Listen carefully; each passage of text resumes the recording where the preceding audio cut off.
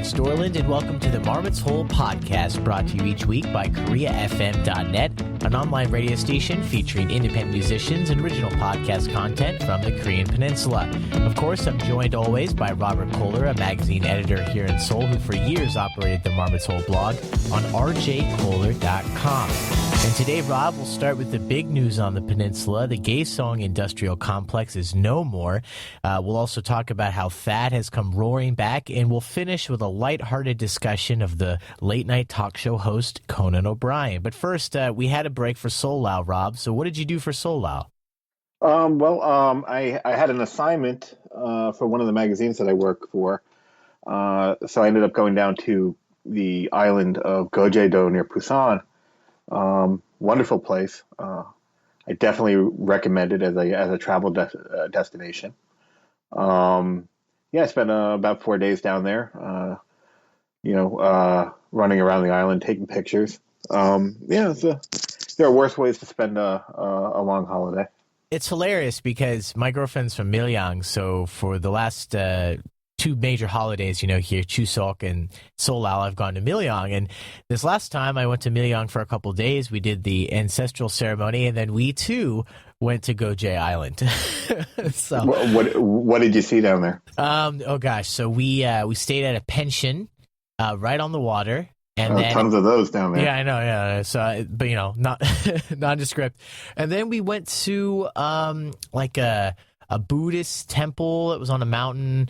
And we just drove around. I mean, they drive. They're driving Koreans. They have two very nice automobiles. So we just kind of drove from one place to the other, looked around. We took like a boat to an even smaller island that was kind of like a wildlife sanctuary. We just walked around, looked, and I don't have much to report other than it was just really nice. Oh, yeah. I mean, it was the weather was quite spring-like. Some of the camellia flowers are blooming down there. Did you, by any chance, see the shipyards?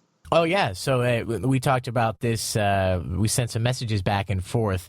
I'm not a ship-fearing kind of guy. I don't know too much about it, but it was really impressive. Just these giant, man-made structures that you could see from far off as long as you had a clear line of sight. And, Koreans, good shipbuilders, I guess. Oh, the world's best. Three of the world's three largest shipyards are all located in Korea. Two of them on Gojedo, the Samsung shipyards and the Daewoo shipyards. And those things are, those things, they leave an impression. I mean, we're talking about equipment on these things that are the size of skyscrapers. I mean, the ships themselves are huge. Oil tankers and gas carriers. These things are, these shipyards, they're cities unto themselves. And, I think I posted on Facebook and I really didn't mean this when I said it. And these were the most impressive, symbols of industrial might I've ever seen. I remember being more impressed with the shipyard than the ships they were building, because the ships that I saw that were being constructed, or at least were near the shipyard, they were all the same design, and they were just kind of like, they were what they were. Yeah, once you've seen one giant oil tanker, you've seen them all. But the shipyards themselves, just to see, those massive creatures being built, with cranes that are the size of like 30-story buildings. I mean, these things were. Yeah, I mean you can see those things from miles and miles away. I saw when I first saw them, I was at the top of a mountain. I actually went up to the top of the mountain to take nighttime photographs of the shipyards. You, Rob, taking nighttime photos on a mountain? No. Yeah, it was kind of spooky too because I was the only one up there, and when you're alone at the top of a mountain at sunset, it's a little bit. You take a wrong step and just fly off. Right. I mean, I've actually rolled down. I had to get 911. Not medevac, but I needed to get 911 off a mountain once because Or you mean 119? 119 off a mountain in the middle of nowhere because I'd slipped in the middle of the night and coming down and rolled about 10 meters, kind of screwed up my leg. So I do have some reason to be concerned. But no, even I mean, this mountain wasn't particularly dangerous, but still, being at the top, when the night when the light goes, when the sun goes down, and you're the only one up there, and you're really the only person you see for miles, it is a little bit, especially when you've got basically a 360 view at the top of that mountain. You between being in the middle of this natural scenery, it's a little bit. I guess like romantic painters used to say, it creates almost a sense of terror, in a good way, but also in a very, kind of, it does leave you feeling somewhat uncomfortable. But I mean, the shipyards, I mean, they're impressive from afar. But even when the next day I took the bus around the Daewoo yard, because the bus that goes downtown skirts the shipyard along its rim, and man, it's even more impressive up close. Yeah, I didn't get that close. We just drove by a couple different times. Like I said, we were just kind of weaving in and out of the island with the really nice cars we were driving in. But they're not doing it particularly well now. I think they haven't. I forget for how long they haven't gotten any. I don't think they've gotten any orders this year. Yeah, truthfully, I wasn't like thinking it at the time, but now that I look back, it seemed like they could have been doing more. Yeah, well, it's a slow. The international ship market is going through kind of a slow period, but I think some of these shipyards are kind of hoping that with the lifting of sanctions on Iran, that Iran's going to be pumping a ton of money into boosting their infrastructure, particularly with natural gas and oil, which means, offshore facilities, and, they'll be needing, gas carriers and tankers. So, I think they're hoping that that's going to, spark the industry a bit. We'll see. Well, Rob, perfect segue. Talking about Iran, a country that, could have gone a different way. People talked about a possible war with Iran, and, some people are still talking about that now because they say this peace deal isn't going to work out. But we'll something see. that has not gone nearly as well as the success that we've seen, at least so far with Iran, is North Korea. And so let's talk about that. A week ago, on February 10th, the South Korean government decided to cancel cooperation with North Korea in the Kaesong industrial zone, arguing that the income from that project had been used by Pyongyang to finance its nuclear and missile programs. One day later, the North froze all assets, expelled all South Koreans, and declared the zone a military security area. 38north.org writes that the joint industrial park was a major product of the Sunshine area of Presidents Kim Dae-jung and Roh Moo-hyun, at some point aiming to employ as many as 1 million North Korean workers with South Korean enterprises. Now, Kaesong had been closed before. Back in 2013, North Korea interrupted its operation in protest over joint military maneuvers of South Korean and U.S. forces. South Korea, however, always insisted that Kaesong had to be treated separately from all the ups and downs, the back and forth that anyone who's lived here and anyone who can read basically knows happens. So, of course, that policy now seems to have changed. The Financial Times also reports that Seoul's decision to shut down the Kaesong Park, which is 10 kilometers inside North Korean territory, has thrown into doubt the prospects for the 124 companies that were operating there, while further heightening tensions on the divided peninsula. Seoul has justified its decision to reverse that pledge that I mentioned to keep Kaesong operating by once again saying that the $516 million that flowed into North Korea through the park helped fund nuclear weapon and missile development. So originally, and we're kind of seeing this play out now, South Korea's unification minister said that 70% of that money that had been going to North Korea had been used for this weapon development. But when lawmakers pushed him for evidence to back that claim, noting that Seoul could have breached UN sanctions if they knew that they were funding North Korea's nuclear program, the unification minister then said the government didn't have that proof, and then now backtracked on that and said that the evidence could not be disclosed. So, Rob, lots going on with this. Like I said, it's the big news here in South Korea, perhaps other than Conan O'Brien, which we'll be getting to in a moment. So what's your overall stance on this? Was this a good or bad move by President Park to shut down the Kaesong industrial complex? Well, I mean, my personal feeling is that it was a good move, or more to the point that it was an unavoidable move. I think there's a lot of evidence to suggest, and I mean, South Korean officials are going to the press and saying as much, that this move was done under a degree of pressure from, well, it goes without saying, the United States and Japan, but apparently even Russia and China were telling them that, we're telling Seoul that if you want the international community to place sanctions on North Korea, and the Park Geun-hye administration was calling on the international community to slap sanctions on North Korea, then Seoul had to make the first move by shutting down Kaesong. And there is a lot of logic to this. And I mean, if you're the United States, or you're Japan, or you're China, or you're Russia, it's a bit odd to entertain requests that you throw a sanction on a country while the country making that request is operating an industrial complex in the country that's supposed to be sanctioned, and funneling money into said country through said complex. So, yeah, I mean, United States and Japan, they all came and said, look, if you want these sanctions, then you got to make the first move. You got to shut this down. And if you're of the conspiratorially minded sort, the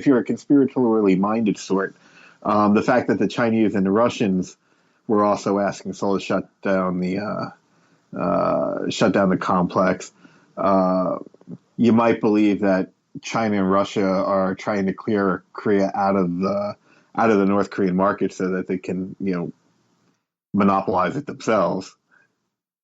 I'm not sure how much I believe that, but I was going to say, any good conspiracy usually has like one small factoid that is there, or at least is interesting and perhaps thrilling to think that it might be true. So, I mean, does this have any of that? Is there any way that could possibly be the case? Who the hell knows? And even if it were true, I mean, what would the Chinese and Russians really get out of it?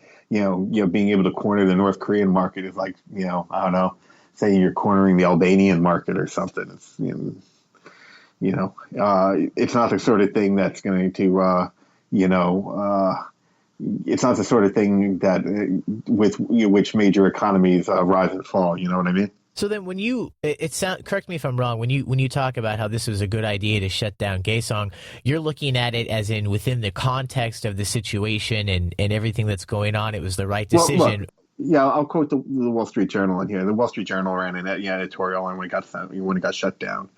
And basically they said, well, not basically, verbatim, they said, shuttering Kaesong is a minimum requirement if South Korean leader Park Geun-hye is serious about imposing what she has called bone-numbing pain on Pyongyang for its nuclear escalation, and if the new U.S. financial sanctions awaiting President Obama's signature are finally going to hit Kim in the pocketbook. So I find it difficult to argue with that. Plus, I mean, there's another thing as well. I mean, aside from the money going to North Korea, and I think there's questions over just there's an argument to be made that it wasn't actually giving North Korea that much money, but it wasn't just the money. For me, it wasn't just the money issue. It was also that anytime North Korea, wanted to put pressure on South Korea, they would play around with Kaesong. They would threaten to shut it down.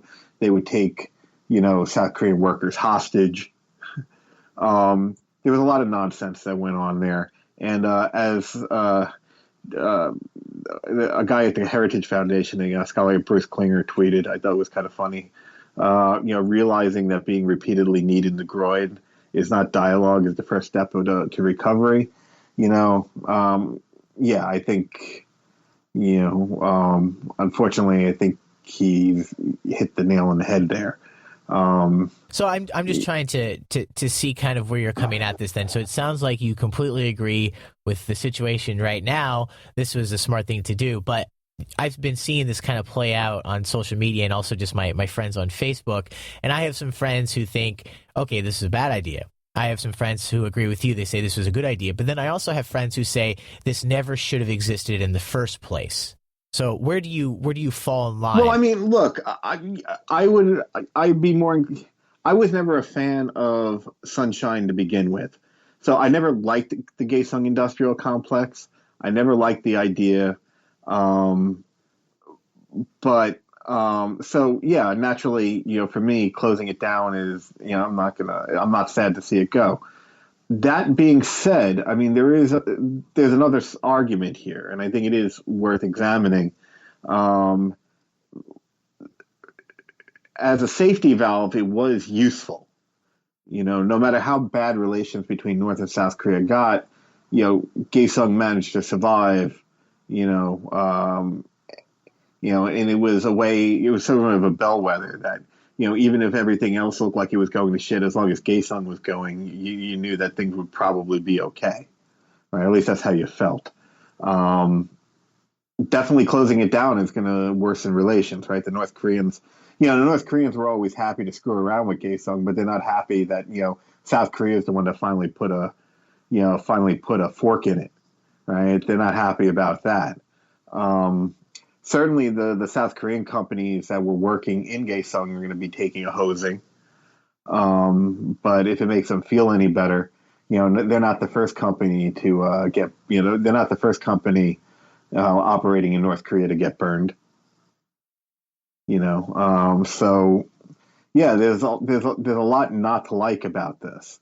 Plus, if you are a believer in, you know creating a more peaceful environment on the Korean Peninsula, if you believe that it's possible to create a more peaceful environment on the Korean Peninsula by, encouraging international, economic uh, cooperation between the two Koreas, opening up North Korea through trade, opening up North Korea through investment, using that as a way of trying to build contacts and, you know, uh, incrementally bring change to North Korea. If you think that's possible, I don't, but there's a lot of people, there's a lot of smart people who do. Then yeah, this is not, watching Kaesong get shut down is not a good thing. So then you kind of just brought this up a little bit, this idea of the money that was going to Kaesong was being used for weapons, and you thought maybe that might not be as strong as the initial claim was. But let's talk about that. Well, let's talk. Well, there's a lot to talk about there. I mean, I think the story there is not so much that, you know, if it is true that 70% of that money was getting, put to nefarious use, that's a big deal. But currently, I think the bigger deal is that there seems to be some serious miscommunication going on between, the president and her ministries. Yeah, I mean, you had the Ministry of Unification go out and say 70% is being used, either for, nuclear development or missile development, or going to, pay for Mercedes Benzes and cognac or that sort of thing. And then he goes and backtracks on it when the opposition calls for when the opposition A calls for proof, and then B says if you have proof that this was going on, that might constitute a UN, violation of UN sanctions, which, I think is a bit rich coming from the opposition, but that's that's another story. But then, after he backtracks, the next day, President Park Geun-hye goes to the National Assembly and then repeats the 70% claim. So what's going on here?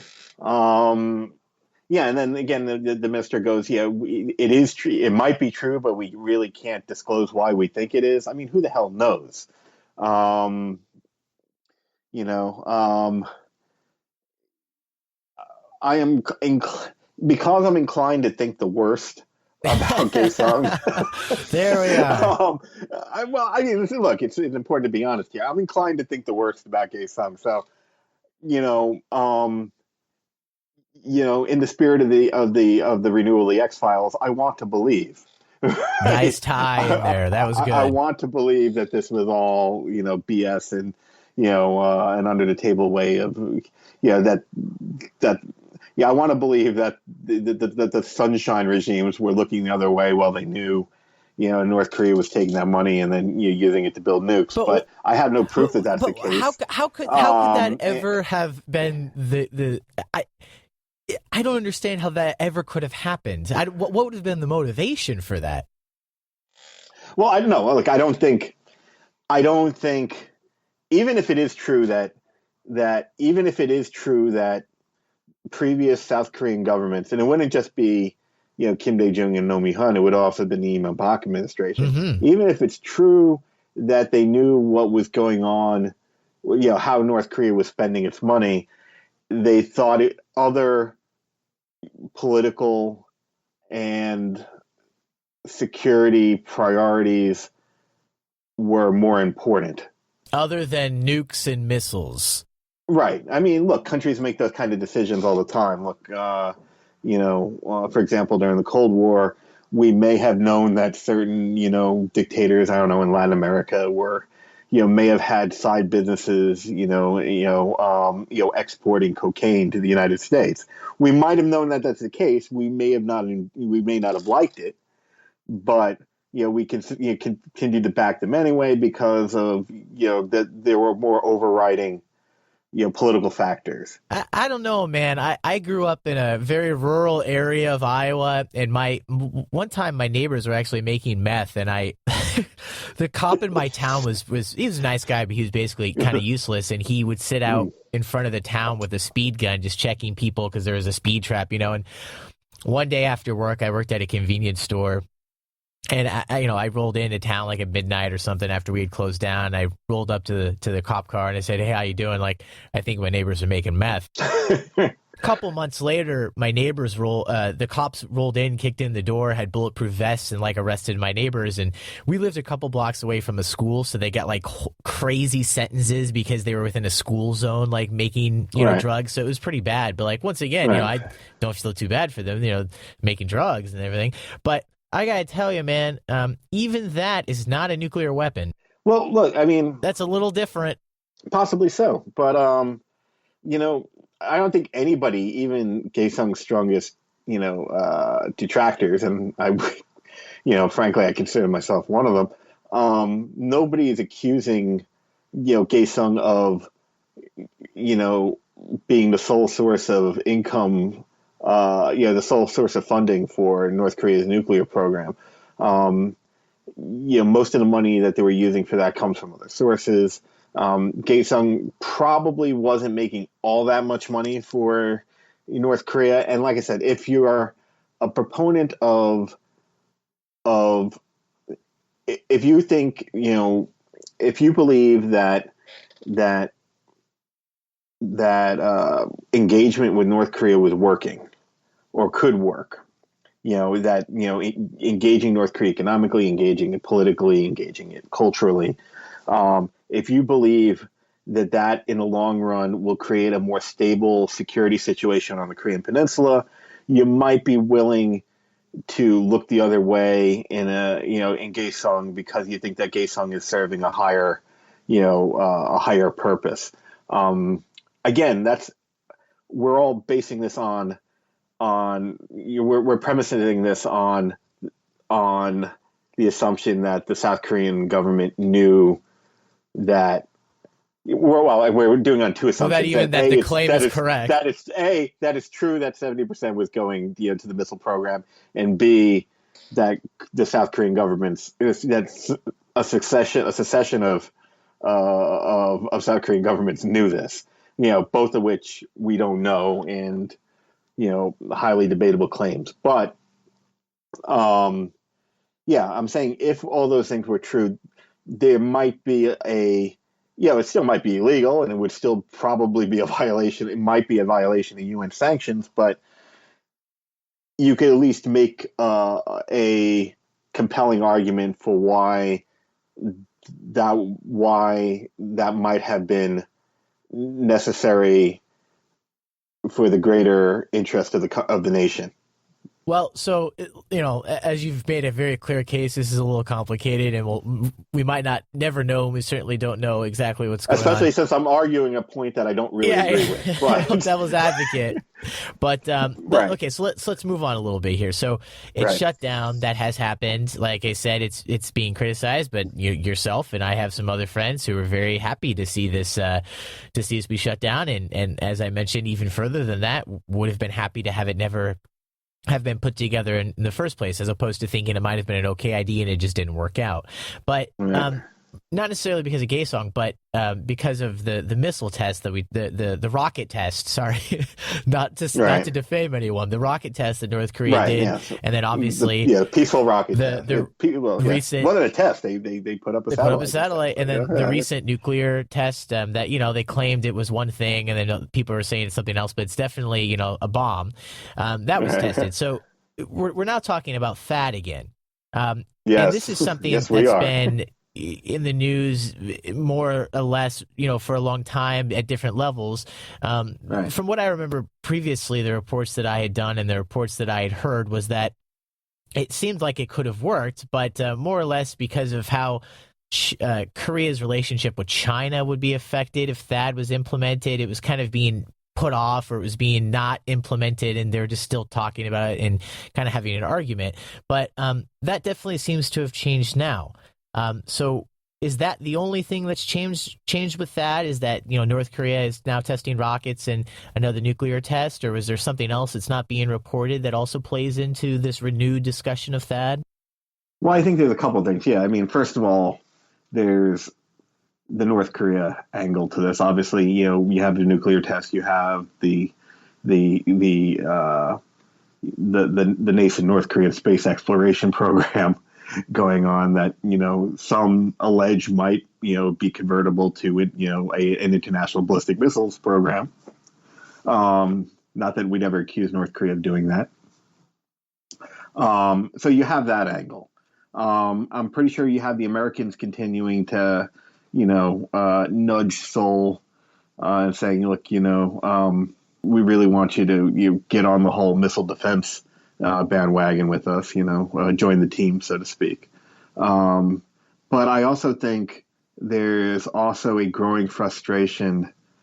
This really hasn't been expressed yet, not openly, but I think during the early part of the Park Geun-hye administration, she really made a lot of effort to strengthen Seoul's ties with Beijing. Right. I think there's some frustration now that those strengthened ties with Beijing have not translated into action on North Korea. So I think to a large extent, what you're seeing with THAAD is an attempt by both the United States and Japan to light the proverbial fire under China's ass and say you really need to move on this. You can't just sit there and pretend like North Korea is not your problem. I find the THAAD, the terminal high altitude area defense, it's interesting because, to be perfectly frank, given South Korea's geographic, given South Korea's geography and its strategic situation, that isn't really useful. It's definitely not useful for defending South Korea. As the name would suggest, terminal high altitude area defense. That system is designed to take out ballistic missiles high up, but not necessarily just like a hop. What's that phrase? Hot, skip, and a roll. not a missile that's just right across the street from you. Right. It's not. The missiles that are going to be taking out Seoul or Busan or whatever. That's not. That is next to useless with dealing with that. And quite frankly, with ICBMs launched from North Korea at the United States, you need to be able to take it out. That installations in South Korea would have about a minute to take out a missile launch from bases in North Korea. And as far as I know, I think so far that doesn't even have the capability of doing that. So in terms of its military usefulness, THAAD installations in South Korea are not very useful, at least with dealing with the North Korea threat. They would, however, be useful dealing with missiles being launched from China. And, obviously the Chinese are not happy about this. The Chinese have long, been telling Seoul, that it would not look favorably upon the United States setting up that installations in South Korea. The Chinese are already asking the South Koreans to withdraw their decision to allow the Americans to set up here. I don't think Seoul's really in a mood to listen.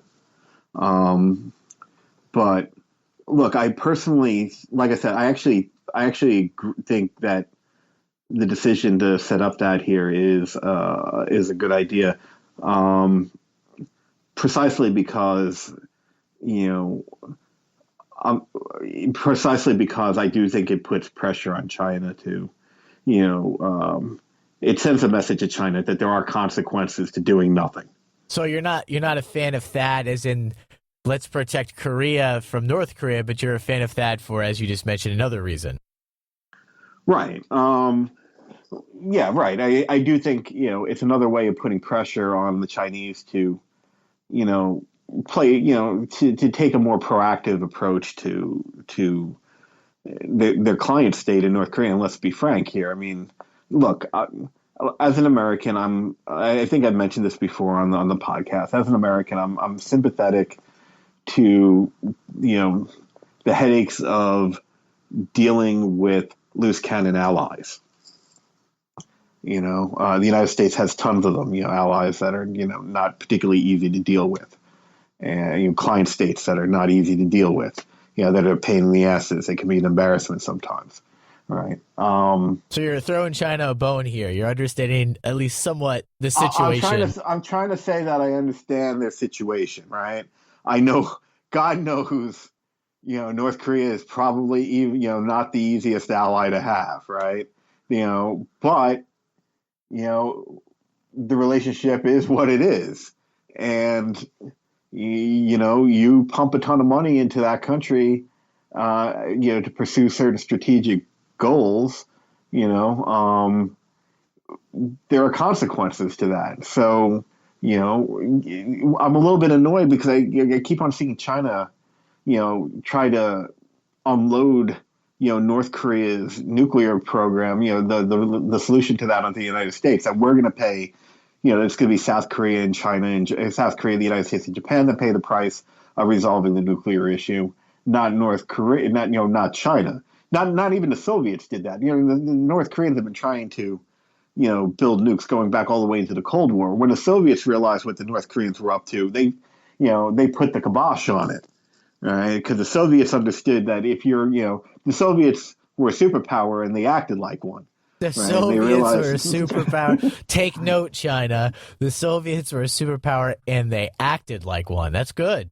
Wow. Well, look, China, if they want to be a great power, they need to act like one. And, I understand, again, I'm not completely unsympathetic to China when they say, look, we're, we might be a great power, but we're not an imperialist like the Americans. We don't, force countries, we don't force countries to do things. But the problem with China is it expects the United States to do, force its allies to do things when said allies do things that annoy China. For example, when the Taiwanese try to develop nuclear programs, the United States doesn't sit back and say, tell China, you need to improve your relations with Taiwan so it doesn't build nuclear weapons. And, you need to make concessions to Taiwan so it doesn't build nuclear weapons. No, the Chinese fully expect the Americans to go down and read the Taiwanese to Riot Act, right? Because that's what great powers do, because great powers realize if you don't take a proactive approach to these sort of things, it's going to lead to a reaction by other powers and, create even bigger headaches. And, China hasn't really had to deal with this yet. And now it might, Now you have the South Koreans playing with that. You have the South Koreans, signing, making that deal, making the comfort women deal. But I think, from the Chinese perspective, they might be worried that this might be the start of, increasing cooperation between South Korea and Japan.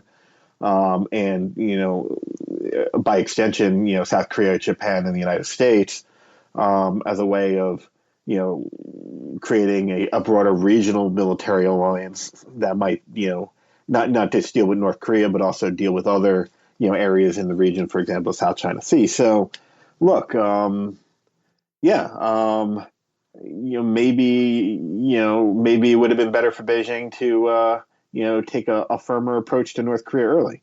The more we talk about this, the more I realize how much knowledge I think is required to kind of understand this situation. You've made the point before when we were talking about the Taiwanese flag controversy, how everything's tied together, and it always brings up all these old issues. So, as I think we've mentioned before on the podcast, it's always nice to see Korea working with Japan on something.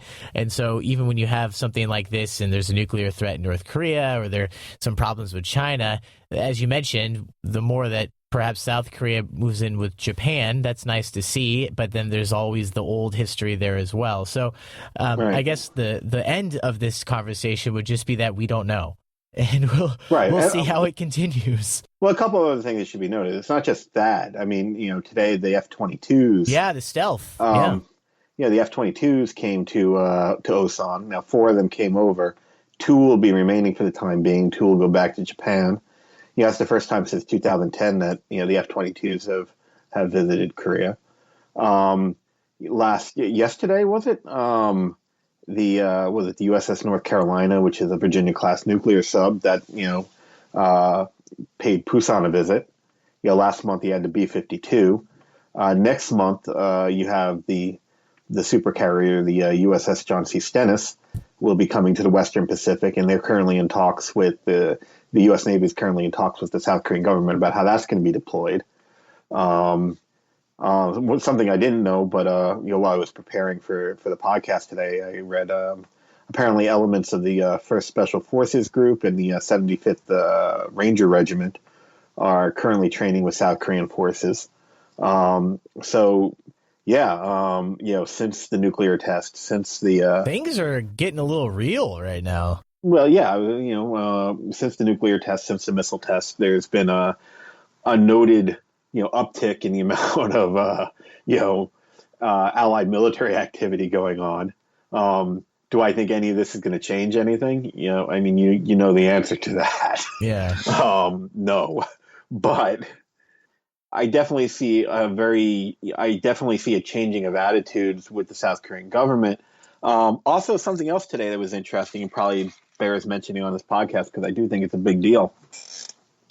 The South Korean president today, Park Geun-hye, she was talking at the National Assembly, and she actually publicly mentioned, North Korea collapsing. Yeah, I saw that. It was the headline was like South Korea warns of insert word collapse, like imminent or like probable or likely. I mean, it wasn't that blatant. It was more, it was Park Geun-hye warning North Korea that if they, keep things up, they're going to end up, the regime is, if they think that nukes are going to protect them, they won't. It'll just hasten their collapse. But the fact that she mentioned the C word, right, collapse, in public it's a major taboo. People, North Korea is going to lose its shit, to use the academic term for that. They're going to go nuts about this. They do not like it when South Korean governments talk about anything that even resembles collapse. So I think they are going to go nuts about that. But yeah, it's a big deal because people just don't, it's something that even if you're preparing for it in secret, and both the United States and South Korea are, they do have contingency plans for that sort of thing. It's something that you're not supposed to talk about in public. the whole. So I think that's going to be controversial within South Korea. I think the opposition is going to not be happy about that. Although something I also read today, which I thought was interesting, is last week even the head of the opposition here, he dropped the C word. He dropped the C bomb, talking about North Korea, saying that pretty much the same thing, that you know uh, that the way things are going, that North Korea will bring on its own regime demise, and warn them that the Soviet Union didn't collapse because it didn't have nukes, right?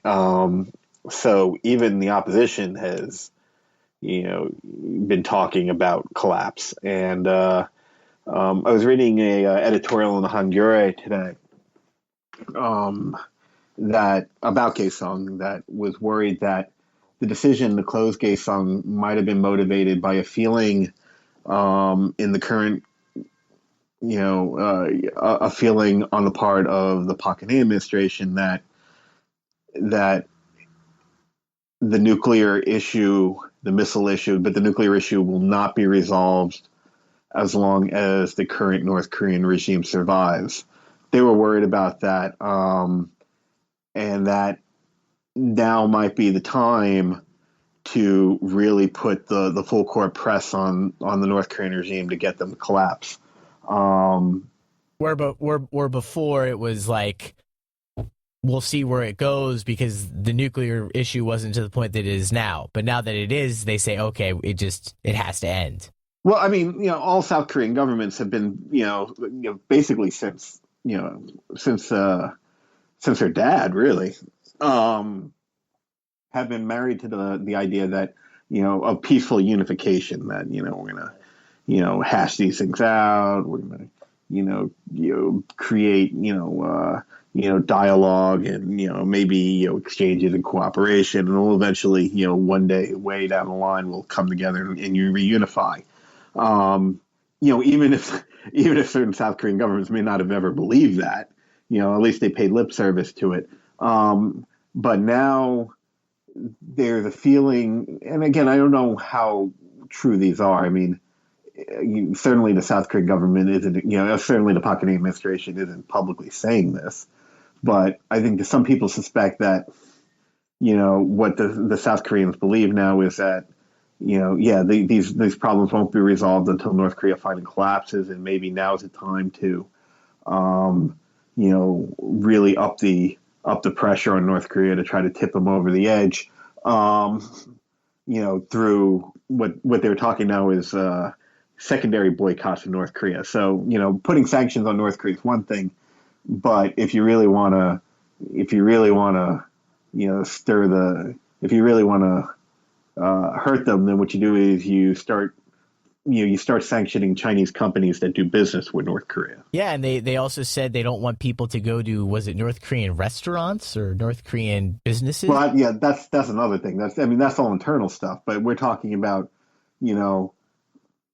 raising the possibility of, getting, for example, the United States to start, laying sanctions on Chinese companies that, do certain kinds of business in North Korea. That's really escalating. I don't think anybody's actually talked about doing that yet, but the Hungary Shimbun raised the possibility. I don't know whether it's, because they're actually afraid that the government's going to do that, or whether they're just fear mongering. I don't really know, but certainly they're afraid of it. And to be frank, though, I think they are. If the South Korean government does believe that as long as the current regime in North Korea exists, there's not going to be a solution to the nuclear issue. If they believe that, I think they're right. That's personally how I feel. Whether I think that South Korea should now try to do everything it can to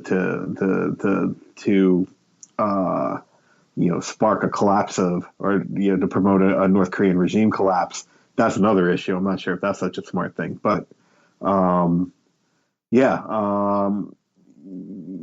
things are definitely changing, and they're definitely going in a way that's if you were of the school of thought that the best way to promote international to promote peace in the region was by encouraging dialogue and interaction and engagement, then it's definitely not going your way. Well, I guess let's leave it there then. We're running out a little bit of time here, and I definitely want to talk about this final story here. But speaking about a goodwill, between two countries, like an ambassador that could come here to try to unite two countries that are already pretty close. Conan O'Brien came to Korea this week. We can talk about this a little bit later, but I actually used to work for Conan O'Brien. I was an intern at the Tonight Show back when it filmed in Burbank before they fired Conan. I was there for a while back. Oh, God, what was that, 2009? Yeah, was it 2009? 2009, that was when I was back there. And then I believe he got taken out from the show in the spring of 2010, I guess it would have been. But Conan, right. He was greeted like a king when he came to Incheon International Airport. I believe he came on Sunday. You can see the photos, see the video. It's that type of thing where there's so many flashes going off. It's just like straight white light everywhere, and he's already so pasty. Indeed. He's a very white dude. Yeah, very, very nice guy. He always treated the interns nice. He'd come over and talk to us. There apparently, though, has been a misstep that has upset some Korean fans, and I'm sure, probably some foreign fans here, as I know a lot of my friends were very excited to hear that he was coming to Korea. The Korea Times reports that this, for anyone who doesn't know, American late-night talk show host Conan O'Brien, he held an event on Monday evening. It was a meet and greet with fans. It was supposed to be apparently 2 hours, somewhere around that amount of time, but it ended after only 30 minutes, and apparently no clear explanation was given to the more than 200 people in attendance.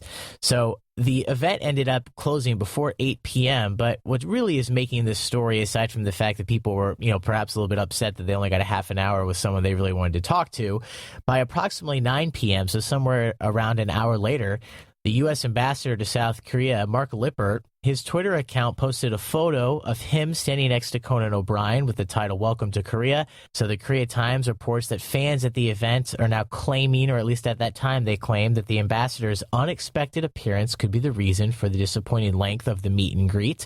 But the U.S. Embassy here in Seoul, as well as the event's organizers, they deny the allegation.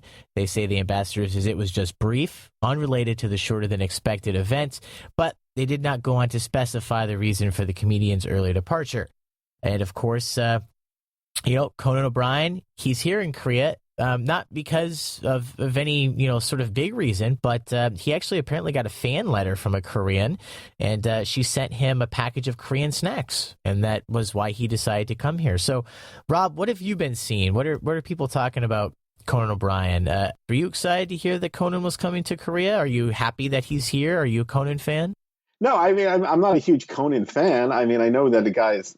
I mean, I know I've heard from people that either work with him or work with people who've worked with him that he's pretty obviously he's a smart dude. Went to Harvard. Yeah, he's quite talented. But I think it's kind of interesting that he's over here. I mean, he seems to be having fun. I checked out his Instagram, photos here. Posting some photos. He bought a pet squid, and I think he named him Samuel. Right. I see. He met with a Changnara. I think he, took some selfies with her. He went to the DMZ with the guy from Walking Dead. I was gonna say, yeah, I saw it. Was it what's his name? Steve Yeun? Is that? I think that could be it. Yeah, he's been on the show before, and also I think they went to a Korean sauna right. in LA or something. Right. So. I'm so glad he didn't get eaten. Yeah, that's right. Yeah, that was a nice episode. Yeah, no, he crawled underneath the dumpster. Right. Because yeah, I mean, granted, Walking Dead, people die in that as well. But I'm glad it hasn't reached Game of Thrones level yet.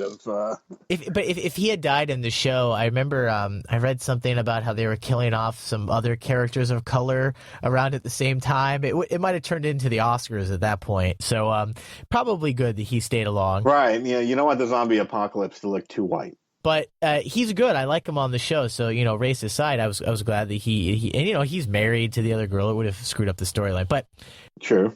True. he was both fans of The Walking Dead, apparently.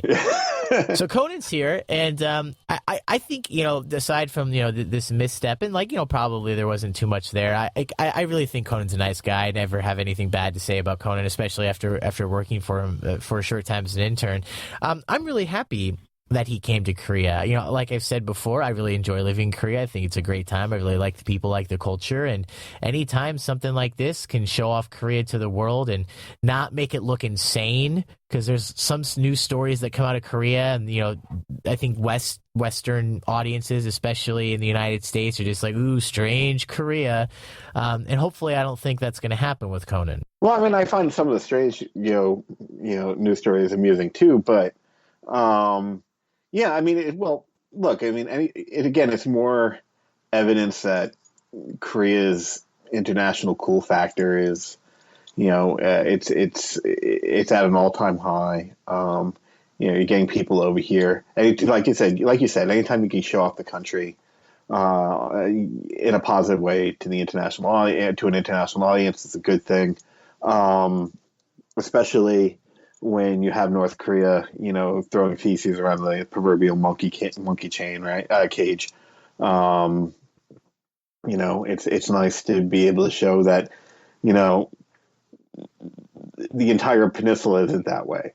Half the peninsula is a fairly normal place and a fairly cool place. And a small portion of it is just beautiful islands like Goje. Indeed, with big shipyards. Yeah, built big empty shipyards apparently at this point. Yeah. Well, they still got back orders, so I mean they're still pretty busy. But yeah, they might get empty soon if they don't start people don't start ordering boats. So I guess we'll just have to see how the rest of Conan's trip goes. How long is he going to be here for? I think he was just a week, from Sunday to Friday. I think is apparently there are some Korean language blogs that are doing crazy intense, like Conan's going to be here at this time, here at that time. I haven't seen anything like that in English. Okay, well, what I find actually kind of interesting about this is that Conan O'Brien's show is not shown here. No, you can't watch it on Korean television. I don't think any late night is on Korean television. Right, and as far as I know, I don't think he had a huge fan base here before. But even at work here, people were asking me, hey, "Do you know who Conan O'Brien is?" And I was like, "Yeah, I know who he is." What do you think of him? I don't watch late night TV. I want to talk about The Walking Dead, but Steve's alive. I'm not sure if you saw the last episode. Well, I don't want to give any spoilers. Well, no, I'm not caught up. I haven't started. No, don't you do that? Don't you do that to me, Rob? That's no. Okay. Anyway, but yeah, people were asking me about it. Hey, do I know who he is? And, they've been following it. Even though I'm not sure they really know anything about him. That's actually a good point. When Conan came here and he was so popular and it just seemed like everybody was really happy, I understood why foreigners, Americans or Canadians or perhaps even Europeans would understand that, because maybe they had seen him or something like that. And obviously the language, they can appreciate it probably a little easier than some Koreans could. But yeah, the more I think about it, what you just said, it is a little odd. Conan's not on Korean television, and it's not as if Koreans don't have the internet, but yeah. Maybe not entirely surprising, but people seem to be really into it. Well, like I said, anytime you get a big American name, showing an interest in the country, that's that goes over well. I mean, the same thing when you remember when Colbert, did his whole what was it, dance off with Rain. Was it Newsweek or Time? They were doing an online poll of the most influential people, and Rain won, and they beat out Colbert. And so Colbert challenged him to. It was pretty funny. I think Colbert ended up doing a Korean music video. It was pretty good. I mean, not. Well, but that's actually perhaps where we can end this thing with Conan. Conan, he was on a Korean soap opera, and I heard he was doing a Korean music video as well. And apparently, the guy from JYP is also meeting with Conan this week to talk about some project. Speaking of video, I mean, Jack Black was here as well, where he was on Muhan Dojo. Oh my gosh, let's let's just move. Let's just stop the podcast. Did you see that episode with Jack Black? It was not good. Like even I think I don't know. It seemed to go over. It seemed to go over well. But it's Jack Black. I mean, I've seen that show plenty of times. My girlfriend loves that show, and it was not. I was not impressed with that at all. Well, well, the thing I heard about that was that it really, Jack Black could embrace his inner his inner nut job to a much greater extent than he could in the United States. Well, yeah, because Jack Black is basically like a Korean comedian in the U.S. where like he just like makes weird noises and jumps around and has really nice reactions. But even watching, yeah, he's really in his element here. Yeah, even watching that show, I swear, every once in a while, I would look at Jack Black's face and just be like, I really don't think he wants to be there, and I really don't think he has any idea what they're doing right now, and he's just doing it because he wants to promote his movie, which, every star, they're always doing things because they want to promote their movie, but, like, I think if you could get him in a room and have a couple beers with him, I don't think he would really say too pleasant things about that show. I really think it was a little odd for him as well. Yeah, possible. Yeah, well, yeah. To each his own. Well, we had a long episode, Rob. I appreciate the in-depth discussion of Kaesong and then a little bit on the end about Conan that apparently turned into Jack Black. But yeah, it just shows Korea's hip. I mean, you've said it before. Korea's hip right now, and I think it's only going to get a little bit hipper. So yes. Well, Rob, I think we'll be back to the real schedule now. So I guess I'll speak with you next week. All right. Well, we'll talk to you next week.